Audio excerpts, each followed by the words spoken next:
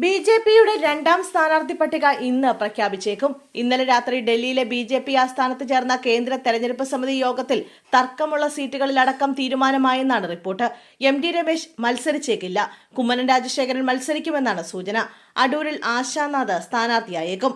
പ്രധാനമന്ത്രി നരേന്ദ്രമോദി, അമിത്ഷാ, ദേശീയ അധ്യക്ഷൻ നിതിൻ നവീൻ, സംസ്ഥാന അധ്യക്ഷൻ Rajeev Chandrasekhar, C Sadanandan M P, കേരളത്തിന്റെ ചുമതലയുള്ള പ്രകാശ് ജാവേദ്കർ എന്നിവർ യോഗത്തിൽ പങ്കെടുത്തു.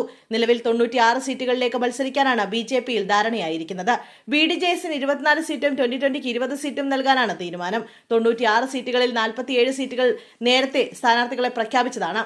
ഇനി ബാക്കിയുള്ള സീറ്റുകളിലേക്കുള്ള സ്ഥാനാർത്ഥി പട്ടിക പുറത്തിറക്കുമെന്നാണ് നേതാക്കൾ അറിയിക്കുന്നത്. എങ്കിലും 10 സീറ്റുകളിലേക്കുള്ള സ്ഥാനാർത്ഥികളുടെ കാര്യത്തിൽ ഇനിയും തീരുമാനമായിട്ടില്ല എന്നാണ് സൂചന.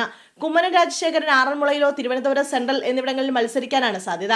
ആറന്മുളയിൽ കുമ്മനം രാജശേഖരൻ മത്സരിക്കാത്ത സാഹചര്യം വരികയാണെങ്കിൽ ആ സീറ്റ് ബി.ഡി.ജെ.എസിന് നൽകുമെന്നും സൂചനയുണ്ട്. എം.ടി. രമേശ് മത്സരിച്ചേക്കില്ല. അദ്ദേഹം പ്രചരണം നയിക്കും. സംസ്ഥാന സമിതി നേരത്തെ സമർപ്പിച്ച പട്ടികയിലെ പേരുകൾ വിശദമായി പരിശോധിച്ച ശേഷമായിരിക്കും പട്ടിക പുറത്തിറക്കുന്നത്. പ്രധാനപ്പെട്ട മണ്ഡലങ്ങളിൽ ശക്തരായ സ്ഥാനാർത്ഥികളെ തന്നെ അണിനിരത്തി ത്രികോണ മത്സരം ഉറപ്പിക്കാനാണ് ബി.ജെ.പി ലക്ഷ്യമിടുന്നത്. വരാനിരിക്കുന്ന തെരഞ്ഞെടുപ്പിൽ പാർട്ടിയുടെ സ്വാധീനം വർദ്ധിപ്പിക്കാൻ സാധിക്കുന്ന ജനകീയ മുഖങ്ങളെ കണ്ടെത്താനാണ് ചർച്ചകളിൽ മുൻഗണന നൽകുന്നത്.